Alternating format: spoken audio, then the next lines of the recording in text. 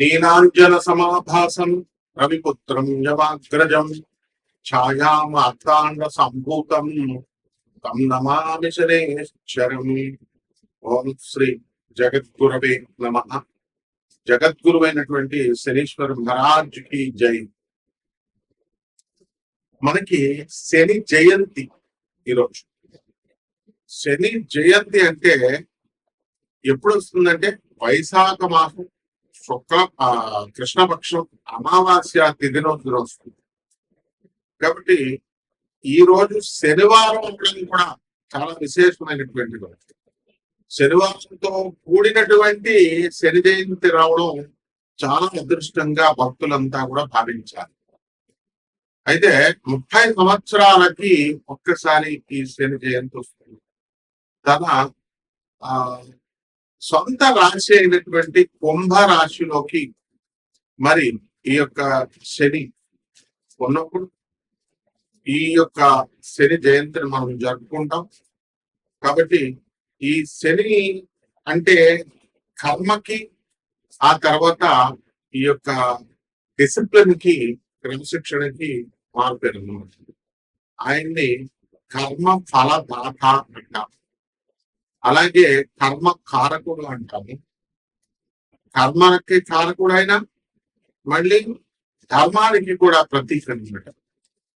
అయితే ఎవరైతే ఈ యొక్క శని దశలు నడుస్తున్నప్పుడు అర్ధాష్టమ శని, అష్టమ శని, అలాగే ఏలినాటి శని, సాడే సాత్ అంటాం, ఇలాంటివన్నీ నడుస్తున్నప్పుడు ఎవరైతే అన్యాయంగా అధర్మంగా వీళ్ళు ప్రవర్తిస్తారో అటువంటి వాళ్ళని శనీశ్వరుడు శిక్షిస్తాడు. ఎందువల్లంటే ఆయన ధర్మమూర్తి.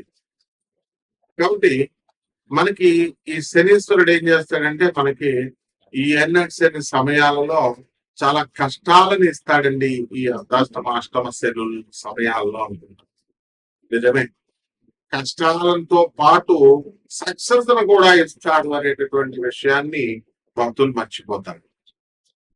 అంటే ఇతర మనకి మిగతా 8 గ్రహాలు కూడా మనకి ఏం చేస్తాయంటే సుఖాలను ఇస్తాయి, అలాగే ఫలితాలను ఇస్తాయి, చాలా స్పీడ్ గా ఇస్తాయి.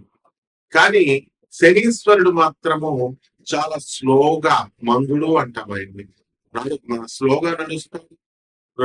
ప్రతి ఒక్క ఆ గ్రహము కూడా ఒక సంవత్సరం లోపల లేకపోతే సంవత్సరంలో గిర్రమని తిరిగేసి ఒక రాశిలో ఉంటారు. తర్వాత తొందరగా ముగించుకొని వేరే రాశిలోకి వెళ్ళిపోతారు. కానీ శనీశ్వరుడు మాత్రం 2.5 సంవత్సరాల పాటు ఒక్కొక్క రాశిలో ఉంటూ వస్తాడు. కాబట్టి అతని యొక్క సహజ నైజం ఏమిటంటే ఆలస్యంగా ఇచ్చినప్పటికీ కూడా అద్భుతమైనటువంటి ఫలితాలను ఇస్తాడు. రాజే యోగ కారకుడు ఆయన. శని యొక్క ఆ అనుగ్రహం లేదే ఏ జీవికి కూడా ఆయుర్దాయం అనేటటువంటిది పరిపూర్ణంగా ఉండదు. అంటే లాంగిటివిటీ ఆఫ్ లైఫ్ ని ఇచ్చేటటువంటి ప్లానెట్ శని మహారాజ్ అన్నమాట. అలాగే ఇతర ప్లానెట్స్ అన్నిటిని కూడా మనం ఏమని చెప్పుకుంటామంటే మనకి ఈ యొక్క క్రమశిక్షణ ఇవన్నీ కూడా ఉన్న క్రమశిక్షణ నేర్పించిన శని మాత్రము మనము శని దేవుడు అంటాం. మిగతా ప్లానెట్స్ మామూలుగా గ్రహాలు అని అంటాం. కుజగ్రహము, బుధ గ్రహము ఎలాంటివి. కానీ శని మాత్రం దేవుడు అంటాం. ఈ యొక్క శని తన మాతృభక్తి చాలా ఎక్కువ. ఛాయాదేవ తన తల్లి అయినటువంటి ఛాయాదేవ పట్ల. ఆ విధంగా ఎవరికైతే శని బ్రహ్మాండంగా ఉంటుందో, ఉచ్చ స్థితిగతుల్లో ఉంటాడు శని. మరి తులారాశి, వృషభ రాశి లాంటి స్థానాల్లో, మకరం, కుంభం లాంటి స్వక్షేత్రాలను ఇలా ఉన్నప్పుడు ఆ యొక్క జీవికి అతను మాతృభక్తిని కలిగిస్తాడు. అంటే తల్లి వల్ల లాభాలను కలిగిస్తాడు. తల్లి వల్ల ఈ అబ్బాయి, ఈ జాతకుడు వృద్ధి చెందేలాగా తల్లి సలహాలను పట్టుకొని ఉంటాడు అనమాట.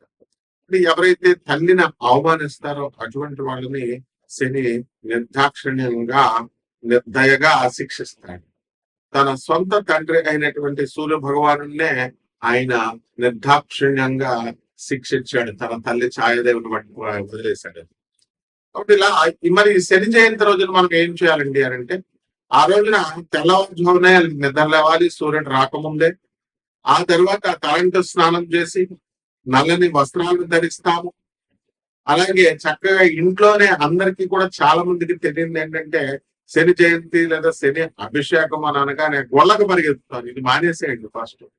నవగ్రహ ఆరాధన ఇంట్లో కూడా చేసుకోవచ్చు, శనీశ్వర ఆరాధన. అది నార్త్ ఇండియాని చూసి మనం నేర్చుకోవాలి. అందువల్ల శని యొక్క ప్రతిమని కానీ శని యొక్క ఫోటోని కానీ మన విగ్రహాన్ని కానీ ఇంట్లో పెట్టుకొని మనము ఆ రోజున చక్కగా పూజా మందిరం దగ్గర కొన్ని బియ్యం వేసి దానిపైన చక్కగా తమలపాకు వేసి దానిపైన ఈ శనీశ్వరుడి యొక్క విగ్రహాన్ని మనం ఏర్పాటు చేసుకున్న తర్వాత మనం ఏం చేయాలంటే మస్టర్డ్ ఆయిల్ అంటే ఈ యొక్క ఈ నూనె ఏంటది, ఈ యొక్క ఆవాల నూనె లేదా సీసమి అంటే నువ్వుల నూనెతో మనము ఈ యొక్క సీసమ్ సీడ్స్, నువ్వుల గింజల నుంచి తీసినటువంటి ఈ యొక్క నువ్వుల నూనెని వెలిగించి దీపారాధన చేయాలి శనీశ్వరుడు. అలాగే నువ్వుల నూనెతో ఆ యొక్క విగ్రహానికి శనీశ్వరుడి యొక్క నామాన్ని జపిస్తూ మనము ఈ యొక్క బీజమంత్రాలను కూడా ప్రాం అనేటటువంటిది శనీశ్వరుని యొక్క బీజము. మరి ఓం ప్రాం నమః అంటూ ఓం ప్రాం ప్రీం అట్లా చెప్పుకుంటూ శనీశ్వరాయ నమః అంటూ మనము శనీశ్వరుడికి అభిషేకం తైలాభిషేకం చేస్తాం.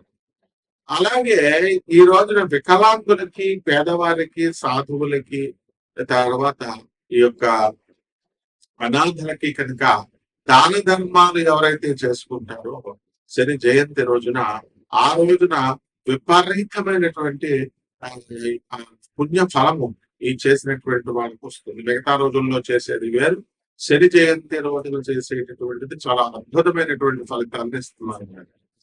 అలాగే శని రాజ్యాధికారాన్ని ఇస్తుంది కాబట్టి శనికి ఎవరైతే రాజకీయ నాయకులు ఉన్నారో అటువంటి వాళ్ళంతా కూడా మన శనీశ్వరుడు చక్కగా ఈ యొక్క రాజయోగాన్ని ఇవ్వని చెప్పి ప్రార్థిస్తాము శని జయంతి రోజున. అలాగే ఈ యొక్క శని అభిషేకాలతో పాటు మనకి వీలున్నంత వరకు దాన ధర్మాలు ఇవన్నీ కూడా మనం చేసుకుంటాం. అలాగే చిమ్మిలి బొండల్ని తయారు చేసి మనం నైవేద్యంగా శనీశ్వరుడికి మనం పెట్టుకోవచ్చు, లేదా బెల్లం ముక్కని నివేదనగా శనీశ్వరుడికి మనం పెట్టుకోవచ్చు. ఈ శని జయంతి రోజున ఓం శనేశ్వరాయ నమః అనేటటువంటి మహామంత్రాన్ని 108 సార్లు మనము జపించవచ్చు అన్నమాట. అలాగే నీలి పువ్వులన్నా, నీల శంఖం పువ్వులన్నా శనీశ్వరుడికి చాలా ఇష్టం కాబట్టి అందరూ కూడా మనకి నీలం రంగు పువ్వుల్ని తీసుకొచ్చి మనం స్వామి వారికి సమర్పించాలి. అదే విధంగా నీలము రంగు లేదా బ్లూబెర్రీస్ ఫ్రూట్స్ ని మనం నేరేడు పళ్ళు ఇలాంటివి నీల రంగులో ఉన్నటువంటి ఫ్రూట్స్ అన్నింటినీ కూడా తీసుకొచ్చి మనము శనీశ్వరుడికి నైవేద్యంగా మనం పెట్టాలి. ఈ రకంగా ఎవరైతే కష్టాలను మనకి ఎదుర్కొనేటటువంటి శక్తిని ఈ శనీశ్వరుడు ఇస్తాడు, అటువంటి వాళ్ళందరూ కూడా ఆ కష్టాలని ఎదుర్కొని సక్సెస్ అనేటటువంటి బాటలో వీళ్ళు ముందుకు వెళ్ళాలి. అలా కాకుండా మామూలు ప్లానెట్స్, మామూలు గ్రహాలు ఇచ్చినట్టుగా మనకి సుఖాలు సునాయాసంగా కష్టం లేకుండా వచ్చింది అనుకోండి, దాని విలువ మనకి తెలియదు. కాబట్టి శనీశ్వరుడు ఏం చేస్తాడంటే మనకు చాలా కష్టాలను కలిగిస్తాడు. సరే, ఈ యొక్క ఎల్నాటి సమయంలో యాక్సిడెంట్లు ఇలాంటివన్నీ కూడా జరుగుతాయి. జరిగిన తర్వాత నిరంతరము ఎవరైతే నడుస్తారో, నిరంతరము ఎవరైతే కృషి హార్డ్ వర్క్ చేస్తారో, వాహనాలు ఇవన్నీ పడకుండా వీళ్ళతో సింపుల్ లైఫ్ ని ఎవరైతే లీడ్ చేస్తారో అటువంటి వాళ్ళంటే శనీశ్వరుడికి చాలా ఇష్టం అన్నమాట. అందువల్ల ఎవరైతే క్రమశిక్షణ కలిగి ధర్మబద్ధతగా ఎవరైతే ఉంటారో అటువంటి వాళ్ళకి సంతానం లేనటువంటి వాళ్ళకి కూడా సంతానాన్ని కలిగిస్తారు. ఎప్పుడైతే యోగము లేకపోయినా సరే, జాతకుడికి ధనయోగం లేదనుకోండి, అటువంటి వాడిని కూడా ధన యోగాన్ని శనీశ్వరుడు కనిపిస్తాడు. అలాగే 6వ ఇంట్లో శని కనుక ఉన్నట్లయితే లాంగిటివిటీ ఆఫ్ లైఫ్ పెరుగుతుంది అని చెప్పి శాస్త్రం చెబుతుంది. అదేవిధంగా రోగాలు అనేటటువంటివి చాలా మందికి అనేక రకమైనటువంటి రోగాలు వస్తాయి. సాధారణంగా డెర్మటాలజీలో మనకి చర్మ సంబంధమైనటువంటి ఈ యొక్క డెర్మటాలజికల్ డిసార్డర్స్ అనేటటువంటివి వస్తాయి. ఆ విధంగా చర్మ వ్యాధులతో పాటు హ్యూమన్ ప్యాపిలోమా వైరస్ హెచ్పివి వ్యాధులు కూడా మనకి ఈ యొక్క శని ప్రభావం వల్ల వస్తుంది. అలాగే పిసిఓడి ప్రాబ్లమ్స్, ఈ హార్మోన్స్ ఇంబ్యాలెన్స్ వల్ల వచ్చేటటువంటి ఈ వ్యాధులన్నీ కూడా క్యాన్సర్ కి దారి తీస్తాయి ఈ హెచ్పివి వైరస్ కూడా. అందువల్ల వాటిని అన్నిటిని కూడా ఈ యొక్క శనీశ్వరుడు నిరోధిస్తాడు. కాబట్టి ఒక్కొక్క రాశి వారిగా ద్వాదశ రాశుల వారందరికీ కూడా ఎటువంటి ఫలితాలు ఇస్తారో మనం చూద్దాం. ముందుగా ఇవన్నీ కూడా గోచారాల రీత్యా కోటాను కోట్ల మందికి అందరికీ కూడా కామన్ ప్లాట్ఫామ్ లో మనం చెప్తున్నాము కాబట్టి దాని రీత్యా మనకి ఈ ఫలితాలు అనేటటువంటివి ఇలా ఉన్నాయి రాశి ఫలాలు అని మనం చదువుకుంటాం, వింటాం.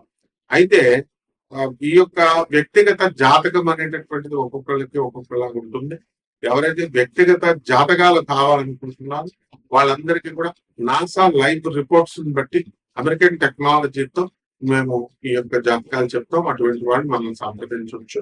ఒక్కొక్క రాశి వారికి కూడా ఈ శని జయంతి ముందు ఎలా ఉంటుంది, ఆ శని జయంతి తర్వాత ఈ యొక్క విశేషమైనటువంటి రెమెడీస్ చేసుకున్న తగ్గుతా ఒక్కొక్క రాశి వారికి ఎలా ఉంటుందో మనం చూద్దాం.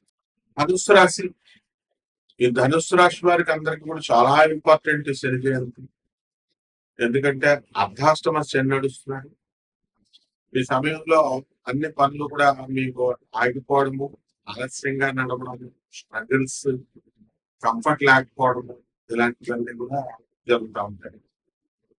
అయితే ఈ రాశి వారికి అందరికీ కూడా మనకి ఈ యొక్క గురుడు షష్ఠ స్థితిగతుడై ఉన్నాడు.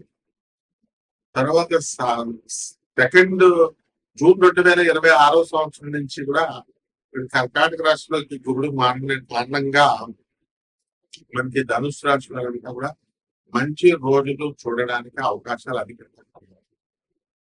ఎవరైతే రియల్ ఎస్టేట్ వ్యాపారాలు చేస్తున్నారో అటువంటి వాళ్ళందరూ కూడా వ్యాపారాల్లో లాస్ అవడానికి అవకాశాలు అధికంగా కనబడ్డాయి ఎంతకాలం. అలాగే ఎవరి పేరు మీద అయితే వీళ్ళు ఉన్నాయో, ఎవరి పేరు మీద అయితే స్థలాలు ఉన్నాయో అటువంటి వాళ్ళందరూ కూడా మీకు రేట్లు ఎక్కువగా రాలేదు. అటువంటి వాళ్ళు ఈ శని జయంతి రోజున ఎవరైతే శనికి చక్కగా పూజలు పురస్కారాలు చేసుకుంటారో ఇళ్లలో తెలుసుకోవాలి. అలాగే శనికి చక్కగా అభిషేకం చేసుకోవాలనుకునేటటువంటి వాళ్ళు శనికి గుణగ్రంథం లేకపోతే ఎలా అభిషేకం చేసుకుంటారో చేసుకునేటటువంటి వాళ్ళు వీళ్ళందరికీ కూడా మనకి జాతకం అనేటటువంటి మార్పు. కాబట్టి ఇక్కడ ధర్మబద్ధంగా ఉండాలి. వ్యాపారాలు రియల్ ఎస్టేట్ ఎందుకు ఒప్పుకోలిపోయినాయి, ఎక్కువ రేట్లు చెప్పేయడము, మార్కెట్ అంతా కూడా చాలా ఎక్కువ రేట్లతో కొనడం, కొంత సాచురేషన్ స్టేజ్ వచ్చేసి కన్మని క్రింద పడిపోవడం అనేటటువంటి జరిగింది. ఇప్పుడు ఈ యొక్క మే 15వ తేదీ 2026 సంవత్సరం తర్వాత ఈ యొక్క మే మనకి ఈ యొక్క కుజుడు మేనరాశిలో ఉన్నటువంటి మేషరాశిలో కూర్చుంది. అప్పటి నుంచి ఒక నెలల పాటు మనకి చక్కగా ఈ యొక్క రియల్ ఎస్టేట్ వ్యాపారం అనేటువంటిది పుంజుకుంటుంది. మీ పేరు మీద ఉన్నటువంటి షేర్స్ కానీ, మ్యూచువల్ ఫండ్స్ అండ్ మ్యూచువల్ ఇది కానీ ఇవన్నీ కూడా మ్యూచువల్ ఫండ్స్ ఇవన్నీ కూడా రేట్లు పెరగడానికి అవకాశాలు అధికంగా కలవు. అయితే బంగారము రేటు కూడా ఇటువంటి వాళ్ళందరూ కూడా పెరుగుతుంది. అండ్ ఈ యొక్క తులారాశి మన దేశ ప్రధాని మోడీ గారు మిమ్మల్ని బంగారం పొలం అన్నారు కాబట్టి బాగుంటుంది. అలాగే ఆదా చేయండి, పెట్రోల్ అన్నారు కాబట్టి పొదుపు మకరాలు పొదుపు చేయండి. పెట్రోల్ 2 కార్లు ఉన్న వాళ్ళు ఒక్కరే ఉండండి. అయితే ఈ శని జయంతి రోజున మాత్రము మీరు మన మోడీ గారు చెప్పినట్లుగా చేసుకోవాలి, మోడీ గారు చేసినట్లుగా చేసుకోవాలా. చక్కగా శని జపం చేసుకొని, శని స్తోత్రాలు చదువుకొని, శనికి కిలోంపావు నల్ల నువ్వుల్ని నల్లని వస్త్రాన్ని ఇచ్చి పేద బ్రాహ్మణులకి శనివారం నాడు 8 గంటలకి దానం చేయాలి. దశ మహావిద్యల్లో ఉంటేటువంటి మహాకాళి అమ్మవారి యొక్క హోమాన్ని వేళ్లలో చేసుకోవడం ద్వారా బ్రహ్మాండంగా ఉంటుంది.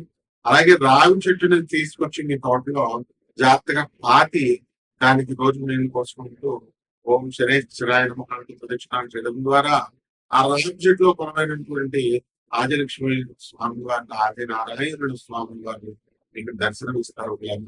లభిస్తుంది. సమస్త కష్టాలు అనేటటువంటివి కూడా మీకు తీరుకోవడానికి అవకాశం ఉంటుంది. బ్రహ్మాండంగా ఉంటుంది. జాగ్రత్తగా ఇలా చేస్తాం. శుభమస్తు.